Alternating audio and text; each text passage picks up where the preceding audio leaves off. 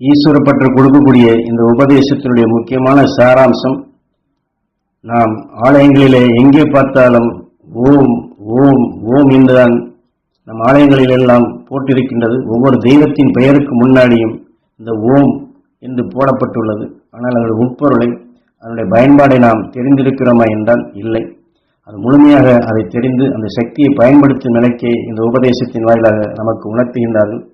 அதற்கு ஒரு பாடலையும் நான் பாடி காட்டுகின்றேனப்பா என்று சொல்லி, ஓங்கார இசையினிலே ஓங்கி நிற்பாள் ஓம் சக்தி, சிங்கார இசையினிலும் இருந்திடுவாள் ஓம் சக்தி, சினமெல்லாம் தவிர்த்திடுவாள் ஓம் சக்தி, உலகெல்லாம் ஓங்கி நிற்கும் ஓம் சக்தி, உலகாளும் சக்தியே, உருளுகின்ற சக்தியே, உயர்ந்து நிற்கும் சக்தியே, உயிரணுவின் சக்தியே, உலகாளும் ஈசனின் சக்தியாக பூமழையாக பொழிந்திடுவாய் சக்தியே, பரிபூரணமாக என் மனதில் கலந்திடுவாய் சக்தியே, மனமெல்லாம் மணக்கச் செய்வாய் சக்தியே, ஓங்கார இசையினிலே ஓங்கி நிற்பாள் ஓம் சக்தி.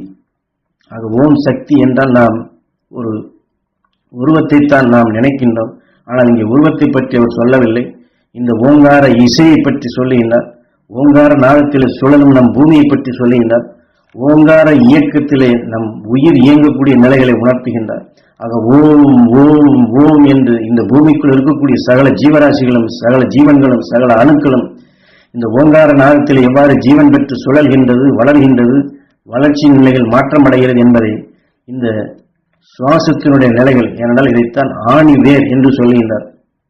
ஆக இந்த உண்மைகளை நீ உணர்ந்து கொள்ளப்பா, உனக்கு அந்த உண்மைகளை உணர்த்தும் விதமாகத்தான் இதை நான் பகர்கின்றேன், உன் உதயத்திலே நீ இதை தெளிந்து கொள் என்று. தாவரங்களினுடைய உயிர் ஆணி வேரில் உள்ளது. ஏனென்றால் மண்ணுக்கடியிலே தான் இந்த வேர்கள் செல்லுகின்றது தாவரங்களுக்கு. ஆக அதனுடைய ஈர்ப்புத்தன்மை சூரிய ஒளி பட்ட பின் கீழ் நோக்கி இழுக்கின்றது. அது கீழ் நோக்கி இழுக்கும் தன்மைக்குத்தான் இந்த வேர்கள் கீழ் நோக்கி பாய்கின்றது. இது தாவர இனங்களுக்கு. ஆக இந்த வேர்களிலே பாதிப்பு ஏற்பட்டால் தாவரங்கள் பட்டு போகின்றது. இது எல்லோருக்கும் தெரிந்த விஷயம்தான். அதைத்தான் தாவரங்களுடைய உயிர் ஆணி வேரில் உள்ளது என்று சுட்டி காட்டுகின்றனர். அதே போன்று மனிதனுடைய ஆணிவேர் உயிர், அதாவது சிரசின் முன்பகுதியில் உள்ளது. நம்முடைய ஆணிவேர் புருவ மத்தியில் அந்த உயிர் அங்கேதான் உள்ளது. அதிலே அந்த சுவாசங்கள் எவ்வாறு உருவாகிறது என்றால் சூரிய ஒளி பட்ட பின் தன்னைத்தானே சுழல்கின்றது. இவ்வுலகத்தின் ஆணிவேர் ஓம் என்ற ஓங்கார இசையினிலே சுழல்கின்றது. ஆக நம்முடைய பூமி சுழலக்கூடிய நாதம்தான் ஓம். அந்த சக்தியைத்தான் ஓம் சக்தி என்று சிவன், சக்தி, பரமேஸ்வரா, பரமேஸ்வரி என்று காரண பெயர்களை வைத்து ஓம் சக்தி என்றால் நம் பூமியினுடைய அந்த இயங்கக்கூடிய சக்திக்கு, அந்த நாதத்திற்குத்தான் ஓம் சக்தி என்று காரண பெயரை வைத்தார். ஆக பெண்ணை உருவமாக நாம் நினைத்துக் கொள்ள வேண்டிய அவசியம் இல்லை. இந்த இசையிலே, இந்த நாதத்திலே, இந்த சக்தியிலே தான் இந்த பூமியும் சுழல்கின்றது. அதிலே தான் அது ஜீவன் பெறுகின்றது. அதில் ஜீவன் பெற்ற நிலையில் கொண்டுதான் இதில் இருக்கக்கூடிய சகலமே ஜீவன் பெறுகின்றது. ஆக நம் உயிரும் அத்தகைய நிலையில் தான் இயங்கிக் கொண்டிருக்கின்றது என்பதை நம் ஜெப நிலையில் அந்த ஓங்கார நாதத்தை நாம் உணர வேண்டும்.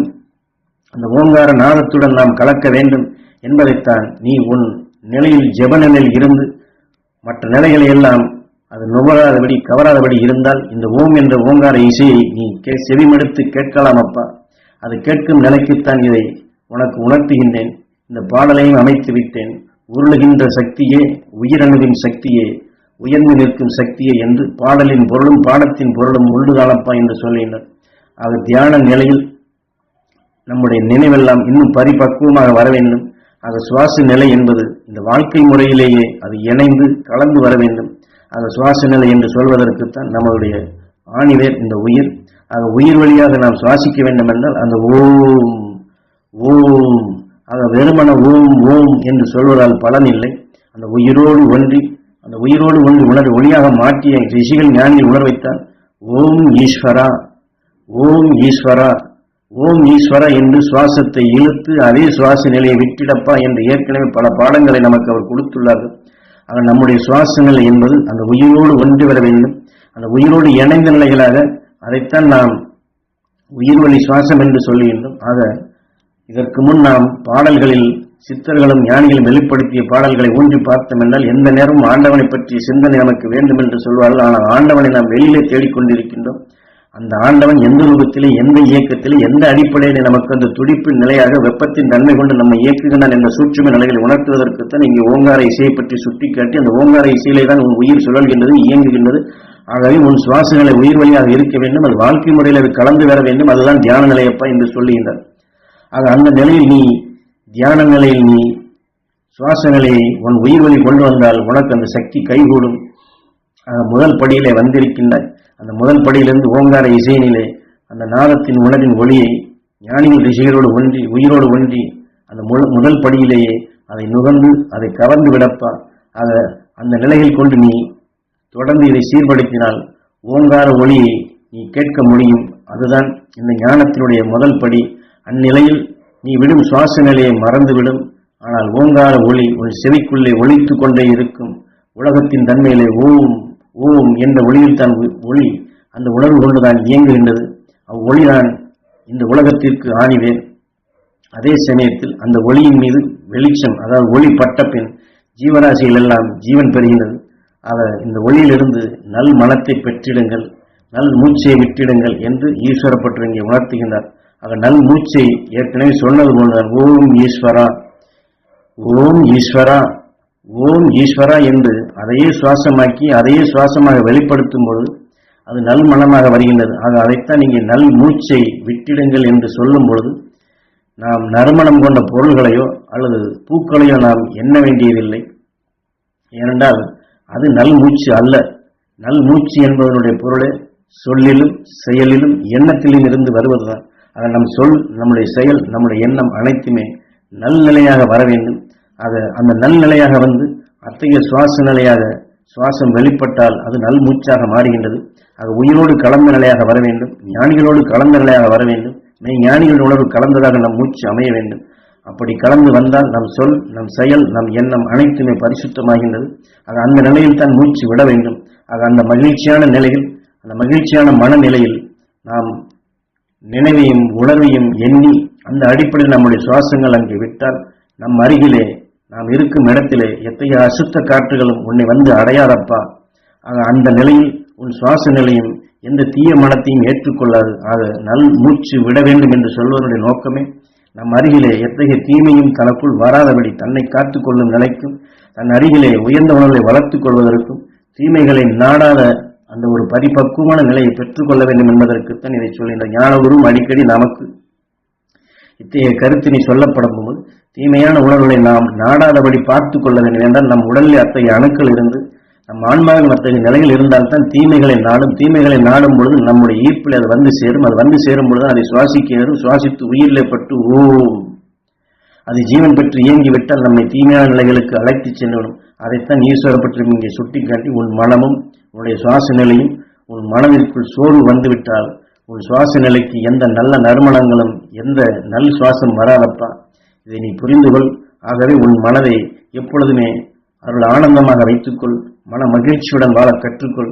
அந்த உயிர்வழி சுவாசமாக ஓம் ஓங்கார இசையினிலே ஓங்கி நிற்பாள் ஓம் சக்தி என்று சொல்வது போல் அந்த ஞானிகள் மகர்ஷிகள் விட்ட உணர்வுகளை அந்த ஆணி வேர் நம்முடைய சிரசின் பாகம் இருக்கும் இந்த உயிர் வழியாக நாம் எடுக்க வேண்டிய சக்தி எப்படி தாவரங்கள் வேறுகளை பூமிக்கடியிலே சூரியனுடைய ஈர்ப்பு சக்தி துணை கொண்டு தன் இனமான சக்திகளை கவர்கின்றதோ இதை போன்று நாம் நம்முடைய ஆணி வேராக இருக்கும் புருவ மத்தியில் இருக்கும் சிரசின் பாகம் இருக்கும் இந்த உயிர் வழி உச்சி வழியாக நினைவை விண்ணிலை செலுத்தி மகர்ஷிகள் ஞானிகள் உணர்வு ஓம் ஈஸ்வரா குருதேவா, ஓம் ஈஸ்வரா குருதேவா, ஓம் ஈஸ்வரா குருதேவா என்று உயிரோடு ஒன்றி நம்முடைய ஆணிவேர் அந்த விண்ணில் இருக்கக்கூடிய சக்திகளை உயிர் வழி கவர்ந்தால் நம் எண்ணத்திலும் நம் மனதிலும் நம் உடல் அருகிலும் நாம் வாழும் பகுதியிலும் எத்தகைய அசுத்தமான காற்றுகளும் எத்தகைய தீமைய மனமும் உன்னை வந்து சேராது. உன்னை காக்கும் சக்தியாக இது வரும். ஆகவே இந்த சக்தியை, இந்த ஆணி வேரை நீ சீராக பயன்படுத்திக் கொள். அந்த ஓங்கார இசையினை நீ உணர்ந்து கொள். அந்த ஓங்கார இசையினை உன் செவிகளிலே நீ கேட்க முடியும், உன்னால் அது உணர முடியும். அதற்குண்டான பாடமாகத்தான் இதை கொடுக்கிறேன் என்று இந்த ஓங்கார இசையை பற்றி, இந்த உலகை ஆளக்கூடிய சக்தியை பற்றி, இந்த உலகை ஆளும் ஈசனின் சக்தியை பற்றி, நம் உயிரணுவின் சக்தியை பற்றி, இந்த பூ உலகின் சக்தியை பற்றி, ஞானிகள் மகர்ஷியில் பெற்ற சக்தியை பற்றி, அந்த ஆணிவேரின் துணை கொண்டு நாம் எடுக்க வேண்டிய உன்னதமான சக்தியை நாம் பெற வேண்டிய உன்னத நிலைக்காக நம்முடைய சுவாச நிலையும் தியான நிலையும் அந்த ஆணிவேர் உயிர் வழியாக உயர்ந்த உணர்வை பெற்று நாம் அந்த நிலையாக ஆவதற்காக அந்த தெளிவை, இந்த உதயத்தை நமக்கு ஈஸ்வரப்பட்டவர்கள் இந்த உபதேசத்தின் வாயிலாக நமக்கு தெளிவாக்குகின்றார்கள். ஆக நாம் உயிர் வழி அந்த சுவாசத்தை நாம் பெறுவோம். ஓங்கார இசையினிலே நாமும் ஒன்றிடுவோம். அந்த உலகாலும் ஈசனின் சக்தியை நாமும் பெறுவோம். அந்த பரிபூர்ணமாக அந்த சக்தி நம்மை ஆட்கொள்ளும்படியாக நாம் அந்த சக்தியோடு இணைந்து நாம் அவர்கள் வேறல்ல நாம் வேறல்ல என்ற நிலையை அடைவோம்.